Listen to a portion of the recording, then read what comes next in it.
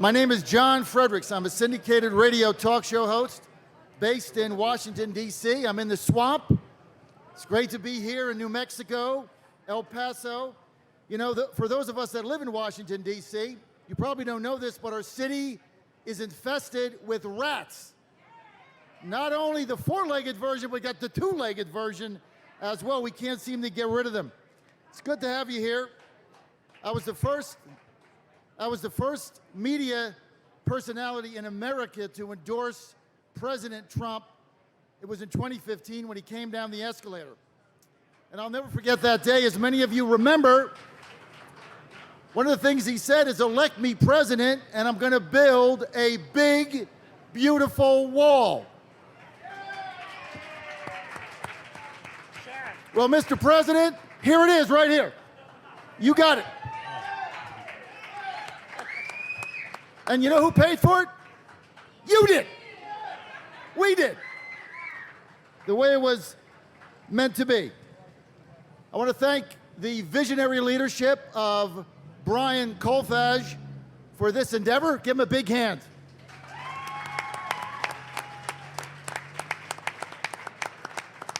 Chris Kobach, who was been fighting this battle, been a lonely battle for him for 20 years. Chris, fabulous job. Our chairman, Steve Bannon, who was with us somewhere. I've been married 30 years, and I'm married to a very tough lady.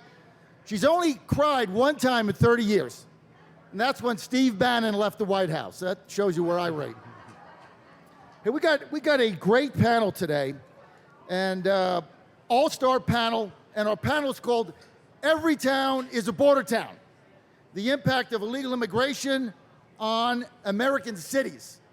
And our panelists today lead off. All of them have been on my radio show multiple times, especially my good buddy. Unfortunately, he's a Cubs fan. We'll kind of give him that for now. I'm an Astro fan, so we fight about that. America's Sheriff David Clarke. Sheriff, give him a hand. From Milwaukee County, fabulous guy. Also, we have one of our angel dads, Steve Ronnebeck, who lost his son. Thank you. Steve, thank you, who tragically lost his son at the hands of an illegal immigrant gang member. When all the hoopla about this wall is said and done, it's really about the angel moms and dads who can't go back. And so, Steve, thanks for being with us. I really appreciate it. Thank you. Also, former congressman, former mayor of Hazleton, Pennsylvania, former candidate, a lot of formers in there, former candidate for U.S. Senate in Pennsylvania, former baseball pitcher, had a good arm, Lou Barletta. Lou, thanks for being with us. Lou led the fight in Hazleton against illegal immigrants when nobody even knew what the issue was. I remember having him on my show 9 years ago. Somebody said, you got to get this mayor on, and like, mayor who, from where, doing what? And what a prophet he has been. So Lou, thanks for being with us. We also have our angel mom here, Ann Mendoza.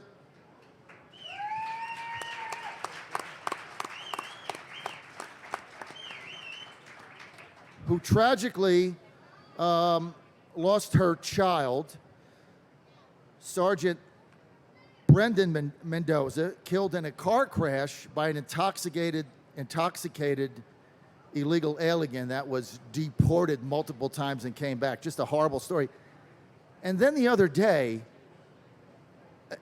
you can't even say this without getting upset. Then the other day, Ann gets banned from Twitter for posting about illegal immigration policies. It's unbelievable what we're faced today. So it's you that are changing it. And I'm going to start the panel with America's Sheriff, former Sheriff of Milwaukee County, Wisconsin, Sheriff David Clarke. Thanks a lot. Thanks, John. Good afternoon. It's good to see all of you. Many of you were here the last time I was here. I'm getting used to coming to El Paso. Starting to like it. I want to thank you for enduring. We're inside this tent that acts like a pressure cooker, keeps the heat in. So I know what you're dealing with. We're just as hot up here, by the way. We don't get any cool breezes up here. But thanks for being here today, because without your support, without your help, we can't keep the focus on what I believe is America's most urgent crisis, and it's illegal immigration. Now, there are three reasons. Bear with me. I'm going to paint a small picture for you. There are three reasons why we need a secure U.S.-Mexican border. For America, that is. The first is because there are national and domestic security issues. The second reason is to prevent the spread of infectious diseases. And the third reason is to control the influx of another country's ne'er-do-wells. Yes, I said ne'er-do-wells. That's the one that gets the left's undies in a bundle. All right? Now, quickly. Headline, number one, domestic and national security issues. Border Patrol agents intercept over $2 million worth of meth. Headline, Washington Examiner. Drugs pour in from Mexico border as Border Patrol forced to focus on immigrants. Number two, the spread of infectious diseases. Headline, Center for Immigration Studies, infectious disease making border crisis worse. The story points out that measles and mumps are being brought into the United States by illegal aliens. Headline, Conservative Review, 550 African migrants were just caught in Texas. DHS head says that they aren't being screened for Ebola. The story goes on to point out that the lion's share were from the Democratic Republic of Congo, the country with the worst Ebola outbreak in the world. Now let's go to number three, and that's the one I said you have to control the influx of another country's ne'er-do-wells. Headline, Washington Times, the real cost of illegal immigration, and it's not avocados. The story points out that the cost to American taxpayers is around $2 billion. I said $2 billion a year in illegal immigration costs. And the way that thing's broken down, you know this. You have to educate their kids. That falls on the local taxpayer.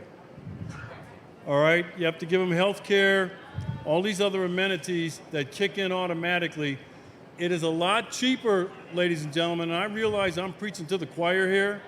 It is a lot cheaper to fortify the southern border than it is to deal with this cost, $200 billion a year. The president only asked for $4.5 billion to help secure the wall. They wouldn't even give him that. But that's the kind of way they add things up in Washington, D.C. John talked about that. I'll get into some of these other things as this panel goes on. But again, thanks for being here today. Thank you, Sheriff. Steve Ronnebeck. So I don't know if many of you know the story about Grant. January 22nd, 2015, Grant was working the overnight shift at a QT in Mesa. An illegal alien came in and wanted to buy cigarettes. He dumped a jar of change out on the counter. Grant went to start counting the change. This man said, "What, you're not going to give me my cigarettes?" And Grant says, "Well, I got to count your change." This man pulled a gun. Grant did everything he was supposed to do and everything he was taught to do. He didn't say a word. He just handed over the cigarettes. And as soon as he did, this illegal alien shot my son point blank in the face. He left him for dead. Actually, before he did that, he walked over Grant's body, grabbed a couple more packs of cigarettes, and walked out the door. These are stories that we're hearing every day. 6 days ago, there was an illegal alien in Des Moines, Iowa, been twice deported, slaughtered a family. A woman and her 2 children. One of the children was 10, one of the children was 5. Slaughtered the family. And these are stories that they're not going away, folks. This invasion that's coming across our border, the reason that you built this wall and had Brian Colfage and the rest of us on the advisory board build this wall is because you want to be safe. The Democrats don't want you to be safe.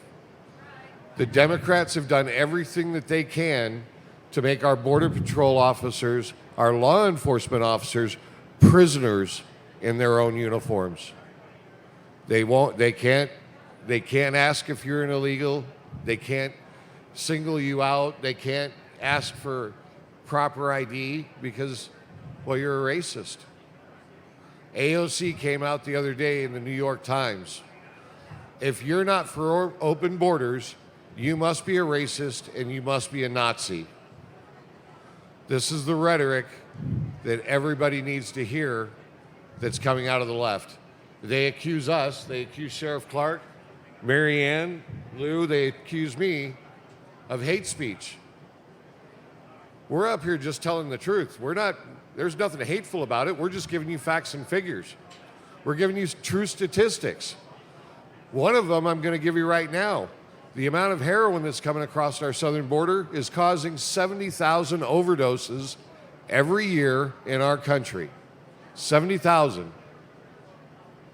These things are not going away. We need more of this wall, and we need it as soon as possible. Thank you. Thank you. Thank you, Ron. Congressman Lou Barletta. Thank you. Thank you all for being here. This is like the last thing that I thought I was going to be doing in my life. I was elected mayor of Hazleton, which is a small town, maybe about 25,000 people up in northeastern Pennsylvania, 2,000 miles away from the nearest southern border. So it wasn't a town that you would ever expect to have an illegal immigration problem. When I was elected mayor in 2000, for example, in the Hazleton area school district, our English as the second language budget was $500. 5 years later, it was $1.5 million. Our population in Hazleton during that time grew by 50%. 50%. That's a huge growth for any community. But our tax revenue stayed the same. Imagine having 50% more people and not 1 cent to provide public services to those folks. We also saw gangs moving into our city, which we weren't used to. There were shootings and they were recruiting children 9 and 10 years old. Remember our hospitals, the impact it had on our hospitals. The wait time in the Hazleton area General Hospital at the time might be like 20 minutes, usually. Now people were waiting 7, 8, 9 hours. People were using the emergency room for primary health care. When this kind of stuff happens, the quality of life in a small town changes. It's not the same. It's not like a big city where you can't see the difference. I remember we arrested some guy who was in the country illegally for selling crack cocaine on a playground I grew up on. It took our detectives 5 hours to determine who he was. He had 5 Social Security cards. We had no idea who we were dealing with anymore. I had asked Washington for help, they laughed. Nobody came, nobody would even come around. Final straw for me was May 10th, 2006, a day that I'll never forget. Another young man, 29 years old, named Derek Kishline, father of 3 little children. He was working on his pickup truck when he had some words with Pedro Cabrera, who was the head of the Latin Kings. Cabrera went in his car. By the way, Cabrera, who was in the country illegally, was arrested 6 times in New York and let go of Sanctuary City, ended up in Hazleton. Cabrera went in his car, got a gun, stuck it in Derek's face, shot and killed him. We spent half of our yearly budget in overtime in the police department and catching Cabrera and his buddy. I had to sit with Mr. and Mrs. Kishline when they asked me, why was this man still in the country? Why is our son gone? Why is the father of our grandchildren gone forever and this man was still here? I had enough. Enough was enough. If the federal government wasn't going to do something, I was. I created the first law in the country at the time dealing with illegal immigration. I was sued immediately the next day by the ACLU. Oh, I made English the official language of Hazleton as well, which they sued. I was sued the next day by the ACLU, and media trucks literally came from all over the world. I got to City Hall, and I couldn't even get into the parking lot. I was wondering what happened. I didn't realize it was me that happened. And I picked up the USA Today, and there was a story talking about what we did in Hazleton, and there was a law professor from the University of Missouri named Professor Chris Kobach. He had said, the mayor has every right to do what he's doing. The law is on his side. That was the first time I heard anybody actually say I could do what I was doing. I had told my secretary, I said, I don't know who this guy is, but please try to get him on the phone. And by chance she did. She said, Professor Kobach's on the phone, and Chris answered, and I told him who I was. He said, what took you so long? Chris came on, and our journey began. We fought this all the way to the Supreme Court. And Arizona had followed, Fremont, Nebraska, and the story goes on and on. So the reason we're here, obvious, is because the federal government has failed us. Because the American people can do something that the federal government can't. We can do it better, you can do it faster, and you can do it stronger. And we're not going to stop. I realize one vote doesn't make a difference in Washington. It's you, the American people, that will make the difference. So thank you very much. Thank you, Lou. Thank you for that. Mary Ann Mendoza. Good afternoon. Thank you for being here. My fight in all of this started May 12, 2014. I woke up at about 2:45 in the morning by a phone call from Afghanistan. One of my son's fellow officers was also Air National Guard, and he was deployed there. And he told me, Ma, Brandon's been in a really bad accident. And I hung up the phone because it woke me up, and I kept trying to call Brandon's phone, and he wasn't answering. And the next thing I know, Mesa Police Department was knocking on my door and had to take me to the hospital. With my very large family and Brandon's very large friend base, I was amazed on the way to the hospital that I couldn't think of one person to call because my world had just exploded. I mean, I couldn't even believe that I was heading to the hospital. A repeat illegal alien criminal had been allowed to stay in our country after committing multiple crimes, got a slap on the wrist. That day he was drinking all day and he was doing meth. He ended up on the freeways in Phoenix and drove over 35 miles the wrong way before slamming head-on into my son on his way home from work. This illegal alien was going over 100 miles an hour when he slammed into my son. I arrived at the hospital. My son was in surgery, and about 20 minutes after I arrived at the hospital, he died. So thank God Brandon and I had the type of relationship that we said, I love you, and we hugged each other every time we parted. And I knew that my son knew I loved him, but I also knew that I needed to pick up the fight, and I needed to fight for him and his memory. So that's where it started. I ended up writing 2 letters to President Obama with no response. And the next time I got a phone call from anybody political was from Donald J. Trump when he was running for president in 2015. And he asked me to attend the rally in Phoenix, and I gladly accepted and stood by this man. And President Trump is who gave angel families the platform that we have today. We are still ignored by politicians on the left. We are still ignored by liberal media. They will not utter the word angel family. They will not utter the word angel mom. They will not utter the word an American citizen was killed by an illegal alien. It's as if they just want to act like we don't exist. And thank God for President Trump bringing this to light. So we have formed Angel Families. Our website is angelfamilies.com. Every one of these wristbands on my arm represents a child who was killed by an illegal alien.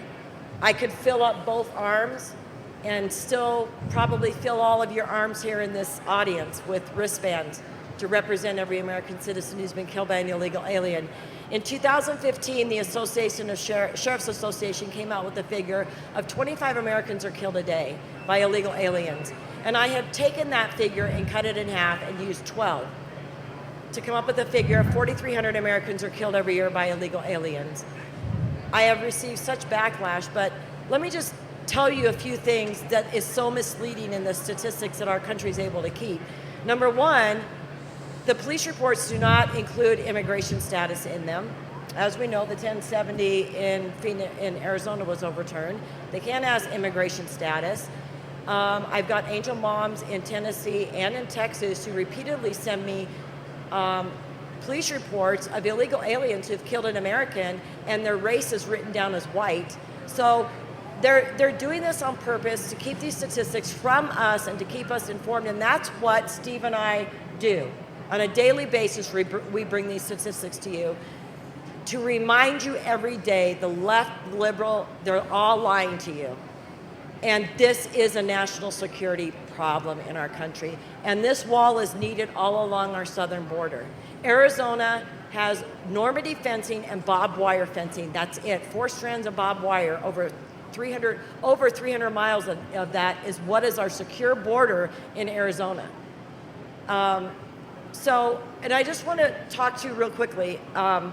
These detention centers and all the attention some of these liberal politicians have been bringing by doing little trips down there and screaming and yelling and blaming Trump.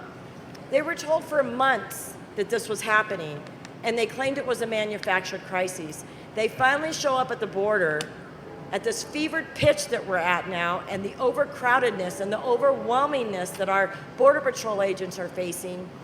And they're screaming that these children are sleeping on the floor, and Border Patrol goes to order more beds to accommodate this invasion, and then these liberal politicians call to boycott the company that Border Patrol is buying the beds from.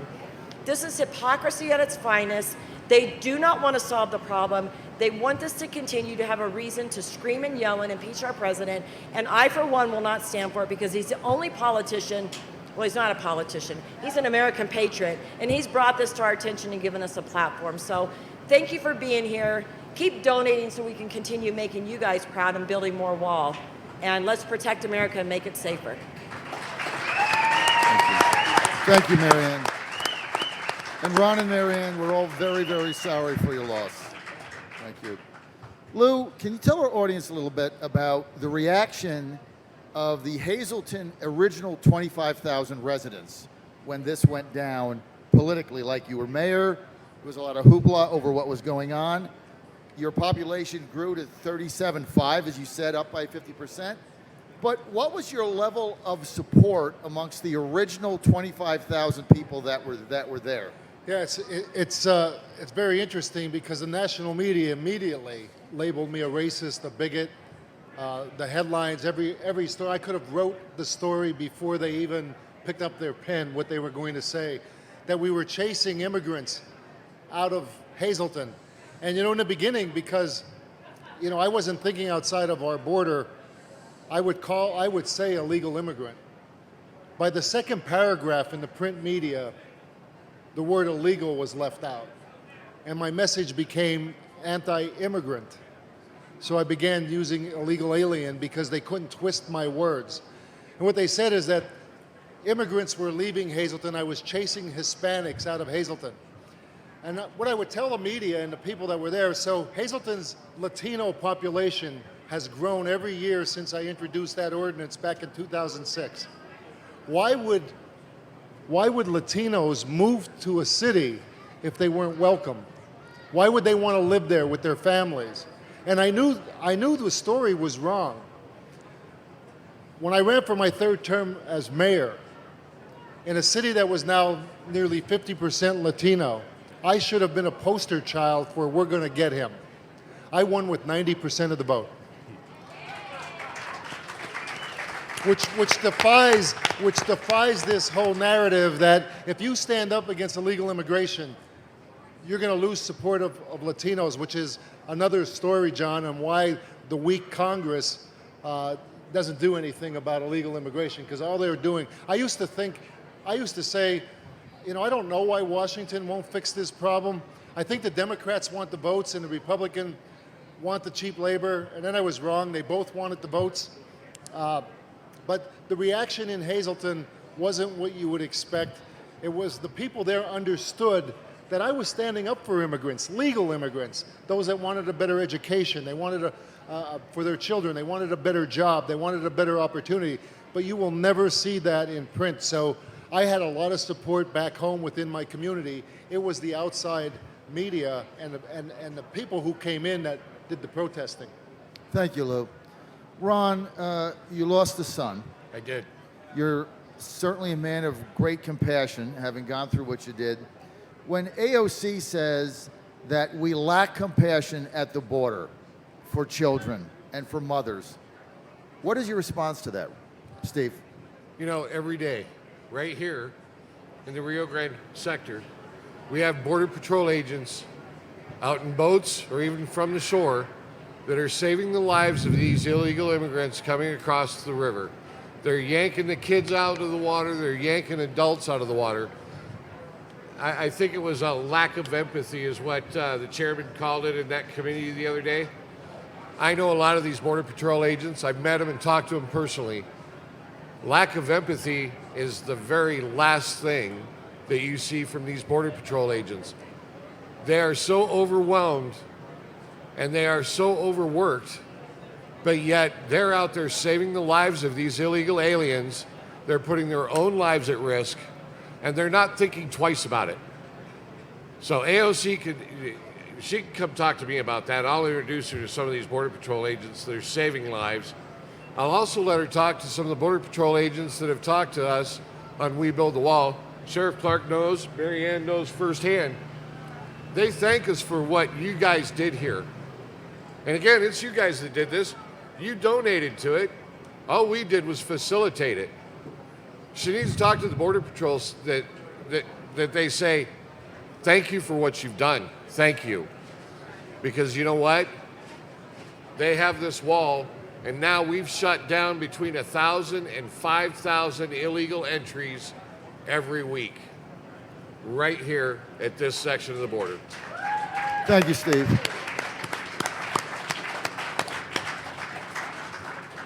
Sheriff Clarke, when law enforcement is faced and Border Patrol agents are faced with the New York Times running an op-ed a couple weeks ago on a Sunday from someone saying that those protecting our border, agents of the U.S. government, that they should be what you call doxxed. Their phone numbers, their addresses given out publicly in order to shame them for doing their job and protecting America's borders. As a law enforcement agent yourself, how did you react to that, Sheriff Clarke? Straight up cop hating, that's what it is. That's what the New York Times is. That's what the Washington Post is. That's what CNN is, MSNBC, the entire Democrat Party across America. Straight up cop haters. Now let me back up a minute. Something that was said in terms of the Democrats saying that they care about the kids. The Democrats don't give a damn about kids. If the Democrats cared about kids, it would start by protecting the unborn in the womb. And the senseless slaughter that goes on. Democrats don't care about black people. If Democrats cared about black people, they would support school choice that gives poor, struggling black families a chance to see their child fully developed in a qualified school, but they're shackled to these failing schools because of the Democrats' lack of support for school choice. The Democrats don't care about people. The Democrats only care about political power.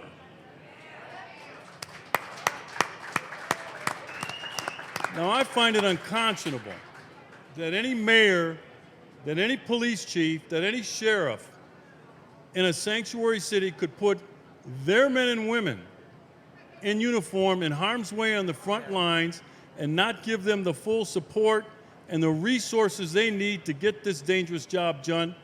And the same goes for our federal brothers and sisters at ICE and at the Border Patrol. The same thing goes there. Now, I often get asked, Sheriff, I do a lot of radio and TV interviews, and I get asked, what do we need to do first in terms of beginning to fix this broken immigration system? And I say, seal the border. Then they say, what should we do next? And I said, seal the border. Well, then what should we do after that, Sheriff? And I said, seal the damn border, because the border is not sealed.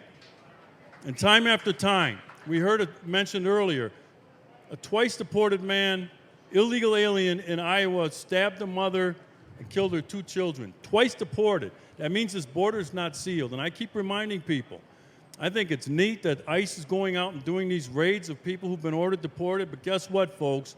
Until we effectively seal this border, and the only person in Washington, D.C. that understands that is Donald Trump, those people are coming back. It is a drain on federal law enforcement resources. So, but for your help, and but for your generosity in helping with We Build the Wall, we cannot get this done without the help of the American people. And I know the American people. I've been all across this country, and I've met a lot of you. I know what's in your heart. You just want what's best for your country, your community, and your family. That's all you want, and that's for everybody in your community. That's there legally and lawfully, and it's going to abide by the rules, the laws. That's all you want. It's pretty simple. Well, this thing's in the political realm now in Washington, D.C. Nothing gets done in Washington, D.C. The only reason we were able to get this done in the short period of time we did at the cost is because we got the government out of the way. It is amazing what you can do when you get government out of the way. We're not going to stop. We are not going to be denied, but we need your help. We need you to dig down deep. And I know the generosity of the American people. You always step forward in times of crisis, like with hurricanes and floods and wildfires. You dig down into your pockets. You give your time to donate to help other Americans. That's what we're doing here. This is Americans helping Americans. Thank you. Thank you, Sheriff. You know, we all give a lot of money to a lot of different people that ask and a lot of different causes. Sometimes you never know where it goes. But in this instance, we build a wall.us. It goes right there. You can see it. Very different. Thank you, Sheriff. Marianne, you're one that many people reach out to, other angel moms and dads in a similar situation. I know you've given many of them counsel and comfort. And thank you for that.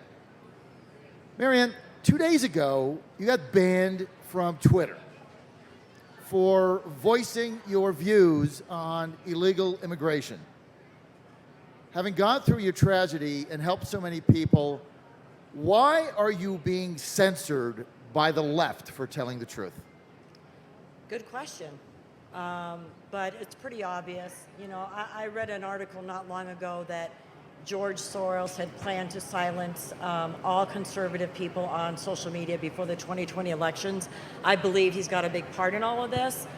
But I am my son's voice, and I will never be silenced. And it's actually a week ago today that I was suspended on Twitter for 6 tweets. I use the words illegal alien in every one of my tweets when I'm talking about this. I put it in capital letters in every one of my tweets. I have also started using in the last 4 or 5 months hashtag blood on your hands when I'm referring to politicians who will not do anything to solve the problem at our border, who encourage sanctuary policies, and I let them know that they have blood on their hands for the death of every innocent American at the hands of an illegal that they're protecting. So, and some of my tweets that they pointed out that needed to be deleted didn't have either of those words, either of those phrases in them. They won't communicate with me to tell me exactly what was wrong. So they're ignoring my emails to them to get clarification. There's no phone number that you can call to talk to a live person at Twitter. So I think probably the next time Twitter is going to be hearing from me is through an attorney, because I am going to sue them. They're not going to force me. Good for you. They're not going to force me to use some alternative social media platform because they've decided I'm too dangerous for the liberal That's views. exactly what they've done. And I'm not going to let them do that to me. I don't want to go to Parler. I've got an account on Parler, but I've worked very hard to get my followers on Twitter. And angelfamilies.com is our website. And I am tweeting currently at Angel Families. That is another Twitter account of mine. I do tweet at Angel Moms also. So follow me on there. We do have a Facebook page. And I'm sure Twitter is going to get pretty, clear that it's me on Angel Families because I'm saying my same statements and my same message. But the other thing that I want to talk about real quickly, if I can. Yes. I was named to the advisory board for Women for Trump a few weeks ago. And I wanted to talk about, Sheriff Clarke and I had a conversation the last time we were down here about the silent majority can be silent no more. And that has really resonated with me, that conversation that we had. And this is a message that Women for Trump is going to be bringing out to women. You cannot be silent anymore. You can't go up to somebody that you see in public wearing a Make America Great hat and whisper to them, I support him too. We have got to stand up for this man who is standing up for us. We've got to give him the support. You and I have every right to say what we want, just like the left does. And just because it doesn't agree with their policies doesn't mean that we have to shut up. And so we have got to become strong, and we have got to voice our opinions. and we have got to stand up for our president and for our country. Here, here. Because it is the process of intimidation Yes. they want. My son plays high school baseball at an elite level, and we went around for the last 2 months with him in Georgia and Florida playing in various tournaments. And when I would go, I would have on my Make America Great Again hat and my Trump shirt, because I don't really care what anybody says. There must have been at least 100, this is no exaggeration, people that would come up to me, various parents or whatever, and said, hey, I'm for him too. But they whisper it like they're afraid. And it would be like, great, why don't you join the team? We'd love to have you. And they'd be like, shh, don't tell anybody, here's my card. So that's part of the intimidation. Sheriff, you want to weigh in on that? Yeah, you know, you see these news stories of Trump supporters chased out of restaurants. You hear these stories about cops being refused service in some restaurants in these sanctuary cities. And, you know, I have several Trump hats that I wear proudly wherever I want to go. And I was living out in Washington, D.C. area for the last 18 months. And I wore that hat a lot. And I'd walk down the streets of the federal district daring, hoping somebody would come up, start screaming at me or knock my hat off my head or whatever, because they would have got a lot different response than me just simply leaving the restaurant or me turning the other cheek. All right? When I wear that MAGA hat and when I wear that Trump hat, folks, that is a political statement. And I'm not going to have anybody deny me my First Amendment right to participate in the political process. It's not going to happen. Now, I understand I'm a little bigger than most people. I keep in pretty good shape. But I'll tell you what, there's other things that are just as effective that you can do. I mean, you're not entitled to service in a restaurant. That's okay. But some things are happening inside that restaurant that aren't real cool. All right? But you got to figure out what your physical capability, and think. Always think first. I've already thought this through, if you can't tell. What would I do if X? What would I do if Y?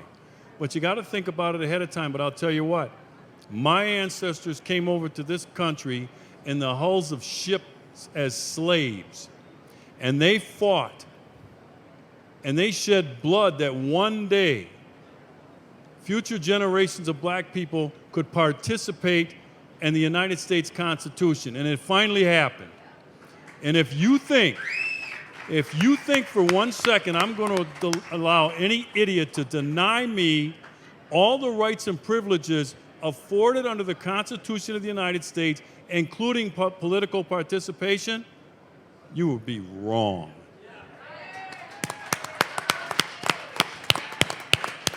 Steve? You know, the left right now is in a process, and that process is the systematic dismantling of our Constitution. They're out there trying to convince everyone that socialism is what's best for our country. 50 years ago, the word socialist was a dirty word. We had, you know, the 40s and 50s, we had, you know, congressional hearings on socialism and communism. People were scared of it. Well, unfortunately, now we have people that are indoctrinating our children and telling us that socialism is the best way to go. Well, and Sheriff Clarke and I have talked, and Steve Bannon and I have talked, and Mary Ann and I have talked. I've decided that this fight that I have, and the fight for American citizens, and to fight to keep illegal aliens from killing American citizens, and to keep building this wall, I'm going to take the fight to the next level. I'm going to be running in Arizona CD3 against Raul Grijalva. We're going to put an angel family in Congress.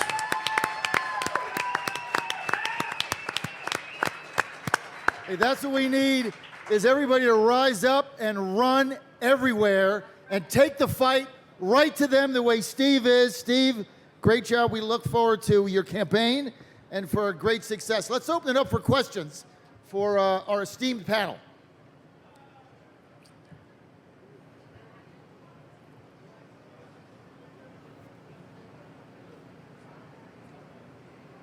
Don't be shy.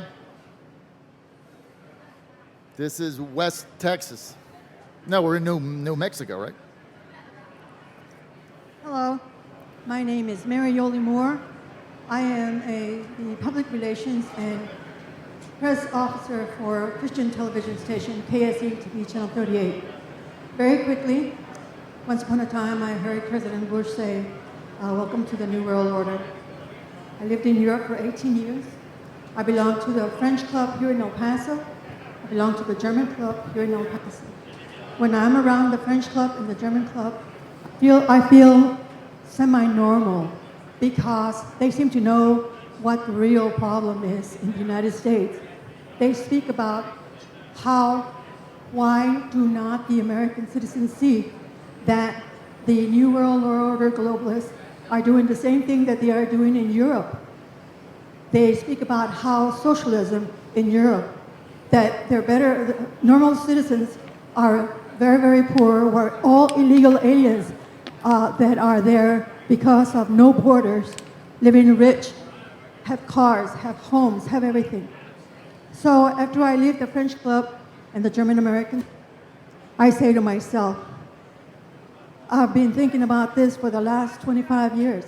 I've been seeing the United States, came back to the United States in 1993, and I would like to ask you all, the panel, why does the normal, everyday, I know President Trump speaks about it. For example, George Soros, he has been restricted in Hungary, he's Hungarian. And then not only that, President Trump has inspired a lot of people. He's inspired Bolsonaro, the president of Brazil. He's inspired Salvini, the president of Italy. He's inspired Boris Johnson, the new PM. Can you And my do us a question favor, to you is, just tighten your question up why just a do you little not bit. talk more about the real problem? Where is the real evil coming from? They are trying to destroy Your question our is culture. where is the real evil emanating from? Thank Exactly. you. You want to start, Mr. Mayor, Mr. Congressman, Mr. Senator? Sure. You know, I think there's a lot of finger pointing to go around. You know, if you look at the media, the way they treated this president from the very first time he came down the escalator, it didn't matter, and it became every day. And then, you know, and then the politicians piled on, the Democrats in Washington, in Congress, every day. And it got to the point now where it's common that we don't know what President Trump did wrong today, but don't worry about it because they're going to find something else to accuse him tomorrow, and they'll get over it, and they'll go to the next day and the next day and the next day. They have forgotten about the American people. You no longer matter to them. You no longer matter. There is a Trump derangement going on right now between the national media and the people in Congress. They don't care about infrastructure. They don't care about health care. They care about getting control of Congress so that they can control your life. There's a lot of finger pointing going on, but this wall is more than a small section. This wall is an example that the American people have had enough. And this is your government and your country, and you send those folks to Washington, and you can tell them when the hell they gotta go home. Marianne? Well, and our politicians are really aiding and abetting these illegals coming over our border. They aren't fixing the problem. They are letting them know that they're going to be protected once they get here. They're letting them know that they're going to be more important to them than you or I will be.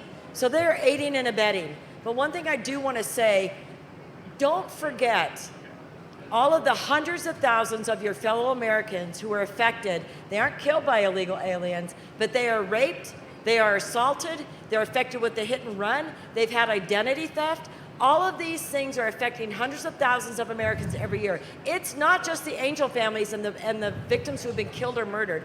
It is a lot of Americans. They are the silent majority as far as this whole scenario is concerned. Politicians were talking years ago about bringing illegal aliens out of the shadows and give them a voice. Guess what? They've shoved American victims into the shadows, and I'm sick of us not having a voice, and by damn, we're going to have a voice. Steve? You asked where the real evil comes from. Well, the real evil comes from the people that are trying to dismantle our Constitution that we've talked about. The ones that are trying to dismantle our national monuments because they're racist. The ones that are trying to say that saying the Pledge of Allegiance and including God is racist. Our flag is racist. These people are trying to dismantle our country and our Constitution. And by God, I'm not going to sit back and watch it happen. I'm not going to sit and wait for it to happen. I'm going to make sure it doesn't happen. You asked where the real evil comes from? Look at the left that says it's okay to have a post-term abortion. It's infanticide. They call us Nazis. They call the Republicans Nazis. Well, good Lord, what's infanticide? They're giving these people the right to kill children. It's murder. But yet, they're dancing all over the Constitution. They're twisting it. They're turning it. And they're using it against us. That's not the way our Constitution was written. And I'm never going to believe that that's what our founding fathers had in mind. Thank you, Steve. All right, we've got time for one more question. We're a little short on time, sir. If you could ask a question and limit your statement, we'd be very grateful. Thank you. Good afternoon. My name is Ray Rivera. Sheriff Clarke, with that hat, you need to come to El Paso. We need you here. Yeah. And the congressman, the ex-wife got the house up in Marshall's Creek. I got the house out here in El Paso. So I just wanted to give a shout out for that part of Pennsylvania. All right, we've got one more. Okay, one more. Well, since he started out with just positive things, I need just positive, no question here. Okay, first of all, my hat. My son in Tampa, Florida, he says, "Hey, Mom, a bunch of us are going out in our boats on, can I borrow your hat?" I said, "Yeah, but don't lose it." So when he came back, I said, "Well, how'd it go with the hat?" He says, "Everybody there was wearing a Trump hat." So these are 50-year-old men, business owners, Tampa, Florida. They're out there in their boats having a good time. They're all Trump supporters. Okay, wait a minute, one more. Okay, and then my son-in-law up in North Carolina, on the day of Trump's inauguration, he was in a restaurant eating lunch, and they wouldn't turn the TV onto the inauguration. And he said, "Hey, can you change the channel?" And she said, No. Well, he said, "Well, I'm going to go to a different restaurant." And about 2 other tables said, "Well, we're leaving too." She changed the channel. Nice. All right, thank you very much. I want to thank our panel again, Sheriff David Clarke, America's Sheriff. Steve Ronnebeck, thank you, Steve. Former Congressman Lou Barletta, thank you, Lou. Ann, thank you. Ann Mendoza, thank you. Thank you all.